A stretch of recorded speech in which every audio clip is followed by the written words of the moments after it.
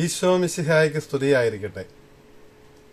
ഉയിർപ്പ് കാലത്തിന്റെ അവസാനത്തെ ആഴ്ചയിലേക്ക് നമ്മൾ പ്രവേശിക്കുകയാണ്. 50 ദിവസങ്ങൾ നീളുന്ന ഉയിർപ്പ് കാലത്തിന്റെ അവസാനത്തെ 10 ദിവസങ്ങളുടെ ആരംഭത്തിലും അവസാനത്തിലും ഈശോയുടെ ജീവിതത്തിലെ 2 സംഭവങ്ങൾ, രക്ഷാകര ചരിത്രത്തിലെ 2 നാഴികക്കല്ലുകൾ നമ്മളെ അനുസ്മരിപ്പിക്കുന്ന തിരുനാളുകൾ കൊണ്ട് സമ്പന്നമാണ്. കഴിഞ്ഞ വ്യാഴാഴ്ച, അതായത് ഉയിർപ്പ് കാലത്തെ 40-ാം ദിവസം നമ്മൾ ഈശോയുടെ സ്വർഗാരോഹണം ആഘോഷിക്കുകയുണ്ടായി, അനുസ്മരിക്കുകയുണ്ടായി. ഇനി ഒരാഴ്ച കൂടി കഴിയുമ്പോൾ അടുത്ത ഞായറാഴ്ച പരിശുദ്ധ റൂഹായുടെ ആഗമനത്തിന്റെ പന്തക്കുസ്ത തിരുനാളും നമ്മൾ ആഘോഷിക്കും. ഈ 2 തിരുനാളുകൾക്ക് മധ്യേയുള്ള ഞായറാഴ്ചയാണ് കർത്താവിന്റെ ദിവസമാണിന്ന്. ഇന്ന് നമ്മുടെ ചിന്തയും മനസ്സുമെല്ലാം സ്വർഗത്തിലേക്ക് ഉയർത്തുവാനും സ്വർഗോന്മുഖമായി ജീവിക്കുവാനും ഒപ്പം ഈ ഭൂമിയിൽ ജീവിക്കുമ്പോൾ നമുക്കുള്ള ദൗത്യത്തെക്കുറിച്ചുള്ള ബോധ്യമുണ്ടാകുവാനും നമ്മെ ഓർമ്മിപ്പിക്കുന്നതാണ് വിശുദ്ധ ഗ്രന്ഥ വായനകളെല്ലാം. ലൂക്കായുടെ സുവിശേഷം 24-ാം അധ്യായത്തിൽ 44 മുതൽ 53 വരെയുള്ള വാക്യങ്ങളാണല്ലോ സുവിശേഷ ഭാഗം. ഉദ്ധിതനായ മിശിഹ തന്റെ ശിഷ്യന്മാർക്കെല്ലാവർക്കും, സ്ലീഹന്മാർക്കെല്ലാവർക്കും കൂടി അവരൊന്നിച്ചിരിക്കെ പ്രത്യക്ഷപ്പെടുന്ന സന്ദർഭത്തില് തന്റെ പരസ്യജീവിത കാലത്ത് താൻ തന്റെ സഹനത്തെയും മരണത്തെയും ഉത്ഥാനത്തെയും കുറിച്ച് അവരെ പഠിപ്പിച്ചിരുന്നത് എപ്രകാരമാണ് പഴയ നിയമം മുഴുവന്റെയും പൂർത്തീകരണമായി തീരുന്നത് എന്ന് അവരെ അനുസ്മരിപ്പിച്ചു. പഴയ നിയമത്തെ സൂചിപ്പിക്കുവാനായിട്ട് യഹൂദ പാരമ്പര്യത്തിലുള്ള ആ ഒരു 3 വിഭജനം, തോറ, നബിയും കെത്തുബിയും, മോശയുടെ നിയമം, പ്രവാചകന്മാര്, ലിഖിതങ്ങള്, ഈ 3 ഭാഗങ്ങളെയും എടുത്തു പറഞ്ഞുകൊണ്ട് തന്നെയാണ് കർത്താവ് പഴയ നിയമത്തെ സൂചിപ്പിക്കുന്നത്. ഈ അധ്യായത്തിൽ തന്നെ എമ്മാവുസിലേക്കുള്ള സംഭവം, പോകുന്ന ശിഷ്യന്മാരുടെ അനുഭവം വിവരിക്കുമ്പോൾ 27-ാം അധ്യായത്തില് പഴയ നിയമത്തെ സൂചിപ്പിക്കുവാനായിട്ട് മോശയും പ്രവാചകന്മാരും എന്നുള്ള പ്രയോഗമാണ് നമ്മൾ കാണുന്നത്. ആ സന്ദർഭത്തില് 27-ാം വാക്യത്തിലാണ് പഴയ നിയമത്തെ സൂചിപ്പിക്കുന്നതെങ്കിൽ 25 മുതലുള്ള വാക്യങ്ങൾ 26-ാം വാക്യത്തില് എന്താണ് ഈ പഴയ നിയമത്തിൽ പറയുന്നത് എന്നും വ്യക്തമായിട്ട് പറയുന്നുണ്ട്. മിശിഹ എല്ലാം സഹിച്ച് തന്റെ മഹത്വത്തിലേക്ക് പ്രവേശിക്കേണ്ടിയിരിക്കുന്നു എന്ന് പ്രവാചകന്മാർ മുൻകൂട്ടി അറിയിച്ചിട്ടുണ്ട്. മോശ തുടങ്ങിയുള്ള പ്രവാചകന്മാർ ഇതാണ് അറിയിച്ചിരിക്കുന്നത് എന്നാണ് ഈശോ എമ്മാവുസിലേക്ക് പോകുന്ന ശിഷ്യന്മാർക്ക് ബോധ്യപ്പെടുത്തി കൊടുക്കുന്നത്. അതേ കാര്യം തന്നെയാണ് 24-ാം അധ്യായം 44 മുതലുള്ള വാക്യങ്ങളിൽ നമ്മൾ കാണുന്നത്. മിശിഹായുടെ സഹനവും മരണവും ഉത്ഥാനവും ഈ പെസഹ രഹസ്യം മുഴുവനും ദൈവിക പദ്ധതിയുടെ ഭാഗമായിരുന്നു. പഴയ നിയമം മുഴുവനിലും, ഉൽപ്പത്തി പുസ്തകം മുതൽ അവസാന പ്രവാചക ഗ്രന്ഥം വരെയുള്ള പുസ്തകങ്ങളിൽ മുഴുവനും ഈ സംഭവമാണ് പ്രത്യക്ഷമായും പരോക്ഷമായും അവതരിപ്പിച്ചിരിക്കുന്നതും പ്രതിപാദിക്കുന്നതുമെന്ന് ഈശോ ഓർമ്മിപ്പിക്കുകയായിരുന്നു. 45-ാം വാക്യം ഏറെ ശ്രദ്ധേയമാണ്. അവൻ അവരുടെ മനസ്സ് തുറന്നു കൊടുത്തു. എന്തിന്? തിരുലിഖിതങ്ങൾ ഗ്രഹിക്കുവാനായി ഉദ്ധിതനായ മിശിഹ ശിഷ്യന്മാരുടെ, സ്ലീഹന്മാരുടെ മനസ്സ് തുറന്നു. മിശിഹ തുറക്കുന്നെങ്കിൽ മാത്രമേ നമുക്ക് ദൈവവചനത്തിന്റെ പൊരുൾ മനസ്സിലാവുകയുള്ളൂ, അതിന്റെ അർത്ഥം എന്താണെന്ന് മനസ്സിലാവുകയുള്ളൂ. പഴയ നിയമം ഇന്നും യഹൂദർ വായിക്കുന്നുണ്ട്. മോശയുടെ പുസ്തകങ്ങളും പഞ്ചഗ്രന്ഥവും പ്രവാചക ഗ്രന്ഥങ്ങളും സങ്കീർത്തനം ഉൾപ്പെടെയുള്ള ലിഖിതങ്ങളും അവർ വായിക്കുകയും പഠിക്കുകയും ചെയ്യുന്നുണ്ടെങ്കിലും എന്തുകൊണ്ടാണ് അവർ മിശിഹായിൽ എത്തിച്ചേരാത്തത്, മിശിഹായെ തിരിച്ചറിയാത്തത്? കാരണം കർത്താവ് അവരുടെ മനസ്സ് തുറക്കുന്നില്ല, അതിന് അവർ വിട്ടുകൊടുക്കുന്നില്ല. കർത്താവിന്റെ തുറവിക്ക് വേണ്ടി, കർത്താവിനാൽ തുറക്കപ്പെടുവാൻ വേണ്ടി അവരുടെ മനസ്സ് അവർ വിട്ടുകൊടുക്കുന്നില്ല എന്നുള്ളതാണ് പ്രശ്നം. അപ്പോൾ മനസ്സ് തുറന്നു തരേണ്ടത് കർത്താവാണ്. എന്തിനു വേണ്ടി? തിരുലിഖിതം മനസ്സിലാക്കുവാൻ, തിരുലിഖിതം മിശിഹ കേന്ദ്രീകൃതമായി മനസ്സിലാക്കുവാൻ, ക്രിസ്റ്റലോജിക്കലായിട്ട് പഴയ നിയമത്തെ ഗ്രഹിക്കുവാനും മനസ്സിലാക്കുവാനും സാധിക്കണമെങ്കിൽ മിശിഹ തന്നെ തുറന്നു തരേണ്ടതുണ്ട് നമ്മുടെ മനസ്സ്. സ്ലീഹന്മാരുടെ മനസ്സ് അവിടുന്ന് തുറന്നു കൊടുത്തു. നമ്മുടെ മനസ്സും തുറന്നു തരും നമ്മൾ അവിടുത്തോട് തുറവിയുള്ളവരാണ് എങ്കിൽ. ഇനി എന്താണ് ഈ പഴയ നിയമത്തിൽ പറയുന്നതെന്ന് 46-7 വാക്യങ്ങളിൽ ഈശോ വീണ്ടും വ്യക്തമാക്കുകയാണ്. എന്താണ്? മിശിഹ സഹിക്കുകയും മരിക്കുകയും 3-ാം ദിവസം ഉത്ഥാനം ചെയ്യുകയും ചെയ്യണം. അതാണ് 46-ാം വാക്യത്തിൽ പെസഹ രഹസ്യമാണ് പറയുന്നത്.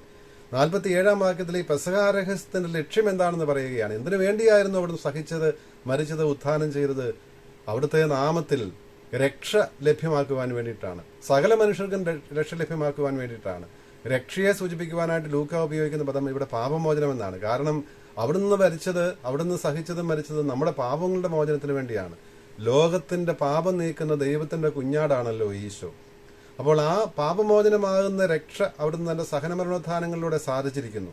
അതാണ് 46 47 വാക്യങ്ങൾ പറയുന്നത്. 48 വാക്യത്തിൽ ശിഷ്യന്മാരെ തന്റെ സാക്ഷികളായി നിയമിക്കുന്നു.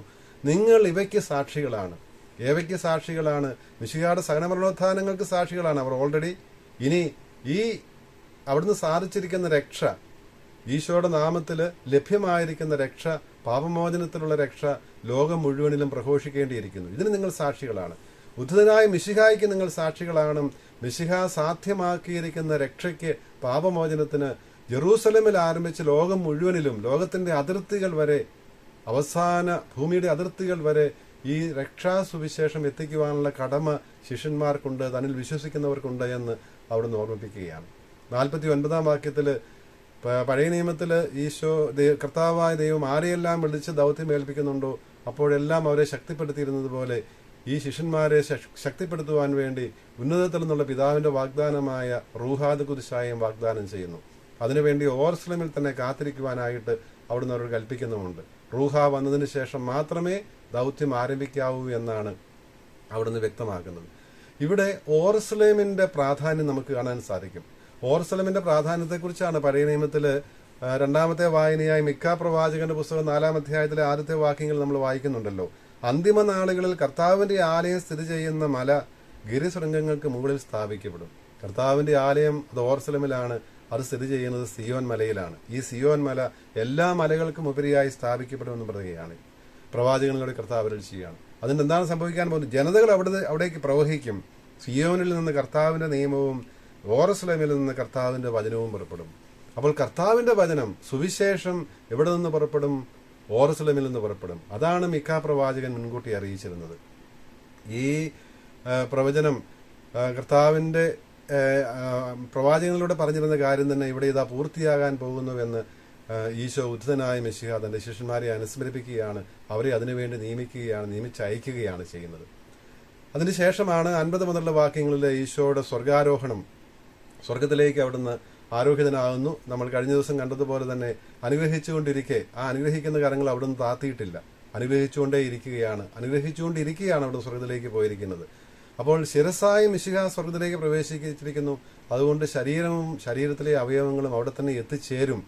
ഈ സന്തോഷമാണ് യഥാർത്ഥത്തില് സ്ലീഹന്മാർ അവിടെ പ്രദർശിപ്പിക്കുന്നത്. സ്വാഭാവികമായി ചിന്തിച്ചാൽ, മാനുഷികമായി ചിന്തിച്ചാൽ, തങ്ങളുടെ ഗുരുവും നാഥനുമായവൻ തങ്ങളെ വിട്ടുപിരിയുമ്പോൾ അവർക്ക് ദുഃഖമാണ് ഉണ്ടാകേണ്ടത്. പക്ഷെ അവിടെ ദുഃഖമുണ്ടായി എന്നല്ല പറയുന്നത്. അത്യധികം ആനന്ദത്തോടെ ആഹ്ലാദത്തോടെ അവർ ഓർസ്ലമിലേക്ക് മടങ്ങിപ്പോയി എന്നാണ് സുവിശേഷം രേഖപ്പെടുത്തുന്നത്. വലിയ ഗ്രേറ്റ് ജോയ്, മഹാസന്തോഷം എന്നുള്ള പദം ഇതിനു മുൻപ് നമ്മൾ കണ്ടത് സുവിശേഷത്തിന്റെ ആരംഭത്തിൽ 2-ാം അധ്യായം 10-ാം വാക്യത്തിൽ ലൂക്ക പറയുന്നുണ്ട്. ഈശോയുടെ ജനനവേളയിൽ ആ ജനന വാർത്ത, ഈശോയുടെ മനുഷ്യാവതാര വാർത്ത തന്നെ സകല ജനത്തിനും വേണ്ടിയുള്ള മഹാസന്തോഷത്തിന്റെ സദ്വാർത്തയാണെന്ന് പറയുന്നത് നമ്മളവിടെ കാണുന്നുണ്ട്. അതാണ് ഇവിടെ പൂർത്തിയാകുന്നത് കാണുന്നത്. ഇവിടെ ഇതാ സകല ജനത്തിനും വേണ്ടി ഈ രക്ഷാ സന്ദേശം എത്തിക്കുവാൻ വേണ്ടി സ്ലീഹന്മാരെ നിയമിച്ചിരിക്കുന്നു. അതിനുള്ള ഇന്റൻസീവ് പ്രിപ്പറേഷന്റെ ഒരാഴ്ചക്കാലം 10 ദിവസം ശിഷ്യന്മാർക്ക് വേണ്ടി അവിടുന്ന് നിർദ്ദേശിക്കുന്നു. ഓർസ്ലമിൽ കഴിയുവാൻ വേണ്ടി റൂഹാദ് കുരിശായിൽ നിറയുവാനും ശക്തിപ്പെടുത്തപ്പെടുവാനും സുവിശേഷം പ്രഘോഷിക്കാൻ ഇറങ്ങിത്തിരിക്കാനും വേണ്ടി. അപ്പോൾ ഇവിടെ ഈ ഓർസ്ലമിന്റെ ആ പ്രാധാന്യം, ഇവിടെയാണ് കർത്താവിന്റെ ഗിരി, അവിടെ വെച്ചാണ് ഈശോ, അവിടെ നിന്നാണ് ഈ ഒലിവ് മലയിൽ നിന്നാണല്ലോ, ബഥാനിയയിൽ നിന്നാണല്ലോ അവിടെ സ്വർഗത്തിലേക്ക് ആരോഹണം ചെയ്യുന്നത്. ശിഷ്യന്മാർ ഇതിൽ സങ്കടപ്പെടുകയല്ല ചെയ്യുന്നത്. തങ്ങളുടെ ആ ഒരു സ്വർഗീയ മുൻ ആസ്വാദനം അവർക്ക് ലഭിച്ചതുപോലെയാണ്. അതുകൊണ്ട് സ്വർഗത്തെ അവർ കണ്ടതുപോലെയാണ് അവർ സന്തോഷിക്കുന്നത് എന്നാണ് സഭാപിതാക്കന്മാർ ഒക്കെ പറയുന്നത്. മഹാനായ ആഗസ്തിനോസ് സഭാപിതാവ് പറയും, ഇവിടെ സഭ ആരംഭിക്കുകയാണ് ഈ ഓർസ്ലമില്. ശിഷ്യന്മാര് ശക്തി ധരിച്ച് ഈശോയുടെ ഈ ദൗത്യം നിർവഹിക്കുമ്പോൾ, മിശിഹായ്ക്ക് സാക്ഷികളായി തീരുമ്പോൾ, റൂഹായാൽ നിറഞ്ഞ സാക്ഷികളായി തീരുമ്പോൾ സഭ ആരംഭിക്കുകയാണ് എന്നാണ് സഭാപിതാവായ ആഗസ്തിനോസും ബീഡും ഒക്കെ അഭിപ്രായപ്പെടുന്നത് നമുക്ക് കാണാൻ സാധിക്കും. ഈശോയുടെ ഈ ആ അനുഗ്രഹിക്കല്, അവിടുന്ന് അനുഗ്രഹിക്കുന്നത് അതിനുള്ള മുന്നോടിയായിട്ട് നമുക്ക് കർത്താവ് എപ്പോൾ ആരെ വിളിക്കുകയും അയക്കുകയും ചെയ്യുന്നു അപ്പോൾ അവരെ എല്ലാം അനുഗ്രഹിക്കുന്നതും അവരോട് കൂടെ സാന്നിധ്യം വാഗ്ദാനം ചെയ്യുന്നതും കാണാൻ സാധിക്കും. അതിന്റെ ഒരു മുന്നോടിയാണ് ആദ്യ വായനയിൽ ഉൽപ്പത്തി പുസ്തകം 28-ാം അധ്യായത്തിൽ നമ്മൾ യാക്കോബിന്റെ അനുഭവം കാണുന്നുണ്ടല്ലോ. പിതാവായ ഇസ്ഹാക്ക് യാക്കോബിന് ഭാര്യയെ കണ്ടെത്താൻ വേണ്ടി ബെർഷബായിൽ നിന്ന് യാക്കോബിനെ ഹാരാനിലേക്ക് അയക്കുമ്പോൾ മാർഗമധ്യേ രാത്രി സമയത്ത് ഒരു കല്ലെടുത്ത് വെച്ച് അവിടെ കല്ലിൽ തലവെച്ച് യാക്കോബ് ഉറങ്ങുമ്പോഴുണ്ടാകുന്ന ആ ദർശനത്തിൽ യാക്കോബ് കാണുന്നത് ഒരു ഗോവണിയാണ്. ഭൂമിയിൽ നാട്ടപ്പെട്ടിരിക്കുന്ന ഗോവണി സ്വർഗം വരെ എത്തുന്ന ഗോവണിയാണത്. ഈ ഗോവണിയിലൂടെ മാലഹമാർ കയറുന്നതും ഇറങ്ങിപ്പോകുന്നതുമൊക്കെ കാണുവാനും യാക്കോബിന് സാധിച്ചു. ഈ ഗോവണിയെക്കുറിച്ച് തന്നെ യോഹന്നാന്റെ സുവിശേഷം 1-ാം അധ്യായത്തിന്റെ അവസാന വാക്യത്തിൽ നത്താനിയേലിനോട് ഈശോ സംസാരിക്കുമ്പോൾ വ്യക്തമാക്കുന്നത് നമുക്ക് കാണാം. ഈ ഗോവണി മറ്റാരുമല്ല, അത് ഈശോ തന്നെയാണ്. ഭൂമിയിൽ നാട്ടപ്പെട്ടിരിക്കുന്ന സ്വർഗം വരെ എത്തുന്ന ഈ ഗോവണി മനുഷ്യനായി അവതരിച്ച ഈശോയാണ്. ഭൂമിയിലാണ് ഇത് നാട്ടപ്പെട്ടിരിക്കുന്നത്. എന്തിനു വേണ്ടി? ഭൂമിയിലുള്ളവർക്ക് ഈ ഗോവണി വഴി സ്വർഗത്തിൽ എത്തുവാൻ വേണ്ടി. സ്വർഗത്തിൽ അവിടെ നിന്ന് എത്തി ശിരസായ മിശിഹ പിതാവിന്റെ വലതുഭാഗത്ത് എത്തിക്കഴിഞ്ഞിരിക്കുന്നു. ഭൂമിയിലായിരിക്കുന്ന നമ്മളും ഈ മിശിഹായാകുന്ന ഗോവണിയിലൂടെ പിതാവിന്റെ സന്നിധിയിൽ സ്വർഗത്തിൽ എത്തിച്ചേരണമെന്നുള്ളതാണ് ദൈവം ആഗ്രഹിക്കുന്നത്. അതുകൊണ്ടാണല്ലോ യാക്കോബ് പറയുന്നത്, അദ്ദേഹം ഉറക്കത്തിൽ നിന്ന് ഉണർന്നു കഴിയുമ്പോൾ എന്താണ് പറയുന്നത്? ഇത് കർത്താവിന്റെ ഭവനമാണ്, ഇത് ദൈവത്തിന്റെ ഭവനമാണ്, ഇത് വേറൊന്നുമല്ല, ദൈവത്തിന്റെ ഭവനം തന്നെയാണ്. ഞാൻ ദൈവത്തെ മുഖാഭിമുഖം കണ്ടിരിക്കുന്നു, ദൈവം എന്നോട് സംസാരിച്ചിരിക്കുന്നു, ദൈവം എന്നെ അനുഗ്രഹിച്ചിരിക്കുന്നു. എന്താണ് കർത്താവ് ഈ ഗോവനയുടെ മുകളിൽ നിന്നുകൊണ്ട് കർത്താവ് യാക്കോബിനോട് പറഞ്ഞത്? ഞാൻ നിന്റെ പിതാവായ അബ്രാഹത്തിന്റെയും ഇസ്ഹാക്കിന്റെയും ഒക്കെ ദൈവമാണ്, ഞാൻ നിന്നെ അനുഗ്രഹിക്കും, ഈ പ്രദേശം നിനക്ക് ഞാൻ തരും, നിന്നെ ഞാൻ വർദ്ധിപ്പിക്കും, നിന്നിലൂടെ ഭൂമുഖത്തെ ജനതകളെല്ലാം അനുഗ്രഹിക്കപ്പെടുമെന്ന് പറയുകയാണ്. അപ്പോൾ യഥാർത്ഥത്തിൽ യാക്കോബിനെ ദൈവം അനുഗ്രഹിക്കുകയായിരുന്നു. അബ്രാഹത്തെ വിളിച്ചപ്പോൾ അനുഗ്രഹിച്ചതുപോലെ, ഇസ്ഹാക്കിനെ അനുഗ്രഹിച്ചതുപോലെ ഇവിടെ ഇതാ യാക്കോബിനെയും അനുഗ്രഹിക്കുന്നു. എന്തിനു വേണ്ടി? ലോക ജനതകളെല്ലാം യാക്കോബിനാൽ, യാക്കോബിന്റെ മക്കളാൽ, ഇസ്രായേലിനാൽ, ദൈവജനത്താൽ അനുഗ്രഹിക്കപ്പെടുന്നതിന് വേണ്ടി. അതും ഈ സഭയിൽ ഓർസലമിൽ വീണ്ടും പൂർത്തിയാകാനിരുന്ന ഈ മിശിഹായുടെ ഈ കൽപ്പനയുടെ നിർവഹണത്തിന്റെ ഫലമായിട്ട് ഓർസലമിൽ പന്തക്കുസ്താ ദിനത്തിൽ ആരംഭിക്കുവാനിരിക്കുന്ന സഭയുടെ ആരംഭത്തെക്കുറിച്ചാണ് അവിടെയും മുൻകൂട്ടി അറിയിക്കുന്നത്. നമ്മുടെ പരിശുദ്ധ കുർബാനയിൽ ഓശാന ഗീതം സമൂഹം ആലപിക്കുമ്പോൾ കാർമികൻ താഴ്ന്ന സ്വരത്തിൽ ചൊല്ലുന്ന കൂശാപ്പ പ്രാർത്ഥനയിൽ ഏഷ്യ നിവ്യയുടെ ദർശനം അനുസ്മരിക്കുന്നതോടൊപ്പം തന്നെ യാക്കോബിന്റെ ഈ പ്രതികരണം ദൈവാനുഭവത്തിന്റെ ബേഥേലിൽ വെച്ച്, ബേഥേൽ എന്ന വാക്കിന്റെ അർത്ഥം തന്നെ ദൈവിക ഭവനമെന്നാണ്. ദൈവത്തിന്റെ ഭവനമാണിത് എന്നാണല്ലോ യാക്കോബ് വിളിച്ച് പ്രഘോഷിച്ചത്. അതേ കാര്യം തന്നെ കാർമികൻ പരിശുദ്ധ കുർബാനയിലെ കാർമികനായ പുരോഹിതനും താഴ്ന്ന സ്വരത്തിൽ പറയുന്നുണ്ട്, ബലവാനും കർത്താവുമായ രാജാവിനെ എന്റെ ദാനങ്ങൾ ദർശിച്ചിരിക്കുന്നു, ഇത് കർത്താവിന്റെ ഭവനമാണ്, ഇത് എത്രയോ ഭീതിജനകമെന്ന് കാർമികൻ പ്രാർത്ഥിക്കുന്നത് നമ്മുടെ കുർബാന പുസ്തകത്തിൽ നമുക്ക് കാണാൻ സാധിക്കും. കുർബാനയിൽ ഈ രക്ഷാകര സംഭവങ്ങൾ മുഴുവനുമാണല്ലോ നമ്മൾ അനുസ്മരിക്കുന്നതും ആഘോഷിക്കുന്നതും. പത്രോസ് ലീഹായുടെ ലേഖനത്തിൽ നിന്നുള്ളതാണല്ലോ പുതിയ നിയമത്തിലെ ആദ്യത്തെ വായന. പത്രോസ് ലീഹ നമ്മോട് പറയുന്നുണ്ട്, ഈ സ്ലീഹന്മാര് പ്രകാരം കർത്താവിന്റെ കൽപ്പന ശിരസാൽ നിർവഹിച്ചപ്പോൾ, റൂഹായാൽ നിറഞ്ഞ് സാക്ഷികളായി തീർന്നപ്പോൾ സംഭവിച്ചത് എന്താണ്? ലോകമെമ്പാടുമുള്ള ജനതകളെ മിശിഹായിലേക്ക് വീണ്ടും ജനിക്കുന്നതിന് അവസരമുണ്ടായി. വിശ്വാസത്തിലേക്കുള്ള ജനനം, മിശിഹായിലേക്കുള്ള വിശ്വാസത്തിലേക്കുള്ള ജനനം, അത് വീണ്ടും ജനനമായിട്ടാണ് പത്രോസ് ലീഹായും യാക്കോബും ഒക്കെ അവതരിപ്പിക്കുന്നത്. യാക്കോബ് ലീഹായുടെ 1-ാം ലേഖനം 1-ാം അധ്യായത്തിലെ ആദ്യവാക്യങ്ങൾ നമ്മൾ വായിച്ചു കേട്ടു. ദൈവമായ കർത്താവ് തന്റെ കാരുണ്യാതിരേകത്താൽ ഈശോ മിശിഹായുടെ ഉത്ഥാനം വഴി സജീവമായ പ്രത്യാശയിലേക്കും സ്വർഗത്തിൽ നമുക്കായി സൂക്ഷിക്കപ്പെട്ടിരിക്കുന്ന അക്ഷയവും കളങ്കരഹിതവും ഒളിമങ്ങാത്തതുമായ അവകാശത്തിലേക്ക് നമ്മെ വീണ്ടും ജനിപ്പിച്ചിരിക്കുന്നുവെന്നാണ് പത്രോസ് ലീഹ പറയുന്നത്. അപ്പോൾ 2 കാര്യങ്ങൾക്കായിട്ടാണ് നമ്മെ ജനിപ്പിച്ചിരിക്കുന്നത്. ഈ മാമോദീസായിലുള്ള സ്ലീഹന്മാരുടെ സുവിശേഷ പ്രഘോഷണ ഫലമായി പാപമോചനം നമുക്ക് ലഭ്യമാക്കുന്ന മാമോദീസായിലൂടെയുള്ള ആ പുതിയ ജനനത്തെക്കുറിച്ചാണ്. വീണ്ടും ജനിപ്പിച്ചിരിക്കുന്നതിന് വേണ്ടിയിട്ടാണ്, സജീവമായ പ്രത്യാശയിലേക്കാണ്. ആ പ്രത്യാശ ഈ ഗോവണിയിലൂടെ സ്വർഗത്തിൽ എത്തിച്ചേരാമെന്നുള്ള പ്രത്യാശയാണ്. പിന്നെ എന്താണ് അവകാശം?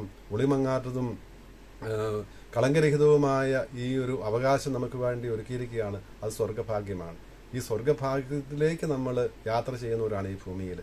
അപ്പോൾ അവിടെ പരീക്ഷണങ്ങൾ ഉണ്ടാവും. വിശ്വാസം കൊണ്ട് ഈ പരീക്ഷണങ്ങളെ അതിജീവിക്കണമെന്നും പത്രോസ് ലീഹ നമ്മെ അനുസ്മരിപ്പിക്കുന്നുണ്ട്. ഉയർപ്പ് കാലത്തിന്റെ ഈ അവസാന ദിവസങ്ങളിൽ, സ്വർഗാരോഹണ തിരുനാളിനും പന്തക്കുസ്താ തിരുനാളിനും ഇടയിലുള്ള ഈ ദിവസങ്ങളിൽ സ്ലീഹന്മാരും ശിഷ്യന്മാരും ചെയ്ത ആ കാര്യം തന്നെ നമുക്കും ചെയ്യാം. സ്വർഗാരോഹണത്തിന് സാക്ഷ്യം വെച്ച ശിഷ്യന്മാർ ഓർസലമിലേക്ക് അത്യധികം ആഹ്ലാദത്തോടെ മടങ്ങിപ്പോയി. അവർ സദാസമയവും ദേവാലയത്തിലായിരുന്നു എന്നാണ് സുവിശേഷൻ പറയുന്നത്. സദാസമയവും ദേവാലയത്തിലായിരുന്നു പറയുന്നത്. അവരുടെ ജീവിതം മുഴുവനും ദൈവസ്തുതിയുടെയും ദൈവാരാധനയുടേതുമായിരുന്നു. മുഴുവൻ സമയം 24 മണിക്കൂറും ദേവാലയത്തിൽ തന്നെ ചിലവഴിച്ചു എന്നല്ല, ദേവാലയ കേന്ദ്രീകൃതമായിരുന്നു അവരുടെ ജീവിതം. ദൈവാരാധനാ കേന്ദ്രീകൃതമായിരുന്നു, ദൈവസ്തുതികളാൽ നിറഞ്ഞതായിരുന്നു, ദൈവവിചാരത്തിലായിരുന്നു അവരുടെ ജീവിതം മുഴുവനും. എങ്കിലും നല്ല സമയം അവർ ആരാധനയ്ക്കും പ്രാർത്ഥനയ്ക്കുമായി കണ്ടെത്തിയിരുന്നു. കർത്താവിന്റെ ദിവസം, പ്രത്യേകിച്ച് കർത്താവിന്റെ ദിവസമായ ഞായർ ദൈവാരാധനയ്ക്ക് വേണ്ടി മാത്രം മാറ്റിവെക്കുകയും ചെയ്തിരുന്നു. നടപടി പുസ്തകം 1-ാം അധ്യായം 14-ാം അധ്യായത്തിൽ ഇത് തന്നെ നമ്മൾ കാണുന്നുണ്ടല്ലോ. പന്തക്കുസ്തായിക്ക് ഒരുക്കമായിട്ട് റൂഹായെ കാത്തിരിക്കുന്ന കർത്താവിന്റെ കൽപ്പനയ്ക്ക്, അതായത് 24-ാം അധ്യായം 49 ഈശോ പറഞ്ഞിരുന്നല്ലോ, ഓർസലേം വിട്ടു പോകരുത്, സ്വർഗത്തിൽ നിന്നുള്ള പിതാവിന്റെ വാഗ്ദാനം കാത്തിരിക്കാൻ പറഞ്ഞ ആ കാത്തിരിപ്പിന്റെ ചിത്രം നമ്മൾ കാണുന്നത് നടപടി പുസ്തകം 1-ാം അധ്യായം 14-ാം വാക്യത്തിലാണ്. പരിശുദ്ധ കന്യാമറിയവും മറ്റ് ഭക്തസ്ത്രീകളും ശിഷ്യന്മാരും എല്ലാവരും ഒന്നിച്ച് ഊട്ടുശാലയിൽ പ്രാർത്ഥനാനിരതരായിരിക്കുന്നത് നമുക്ക് കാണാം. ജെറൂസലേം ദേവാലയത്തിൽ പ്രാർത്ഥനാനിരതരായിരിക്കുന്നത് ലൂക്കായുടെ സുവിശേഷത്തിന്റെ ആരംഭത്തിൽ കാണുന്നെങ്കിൽ നടപടി ഗ്രന്ഥത്തിന്റെ ആരംഭത്തിൽ നമ്മൾ കാണുക ഊട്ടുശാലയിൽ പരിശുദ്ധ കുർബാന സ്ഥാപിച്ച അന്ത്യത്താഴത്തിന്റെ ആ സ്ഥലത്ത് തന്നെ ശിഷ്യന്മാർ ഒന്നിച്ചിരിക്കുന്നതാണ്. ഈശോ എവിടെ രക്ഷാകര കർമ്മങ്ങൾ പൂർത്തിയാക്കിയോ ആ ഓർസലേമിൽ നിന്ന് തന്നെ രക്ഷ ലോകത്തിന്റെ നാനാഭാഗങ്ങളിലേക്കും പ്രവഹിക്കുകയാണ്. അങ്ങനെ നമ്മുടെ പിതാവായ മാർത്തോമാ ശ്ലീഹായിലൂടെ ഈ രക്ഷയുടെ സന്ദേശം ലഭിക്കുന്നതിന് നമുക്കും ഭാഗ്യമുണ്ടായി. ഇതിൽ നമ്മളും ഈ അവകാശം നമുക്കും ലഭിച്ചു. നമ്മളും വീണ്ടും ജനിച്ചു മിശിഹായിൽ. നമ്മുടെ റൂഹായെ കാത്തിരിക്കുന്ന ഈ ദിവസങ്ങളിൽ നമുക്കും പ്രാർത്ഥിക്കാം, കർത്താവ് ആഗ്രഹിക്കുന്ന രീതിയിൽ അവിടത്തേക്ക് സാക്ഷ്യം വഹിക്കുവാൻ. ഉദ്ധിതനായ മിശിഹായ്ക്ക് നമ്മുടെ ജീവിതം കൊണ്ട്, നമ്മുടെ ചിന്ത കൊണ്ട്, വാക്കുകൾ കൊണ്ട്, പ്രവൃത്തികൾ കൊണ്ട് സാക്ഷ്യം വഹിക്കുവാൻ, അങ്ങനെ ലോകം മുഴുവനെയും ഏകരക്ഷകനായ മിശിഹായിലേക്ക് ആനയിക്കുവാനായിട്ട് നമ്മുടെ ഇളയ ജീവിതം അതിന് ഉപകാരപ്രദമാകട്ടെ. അതിനുള്ള അനുഗ്രഹം നൽകണമേ എന്ന് നമുക്ക് പ്രാർത്ഥിക്കാം. ദൈവം അനുഗ്രഹിക്കട്ടെ.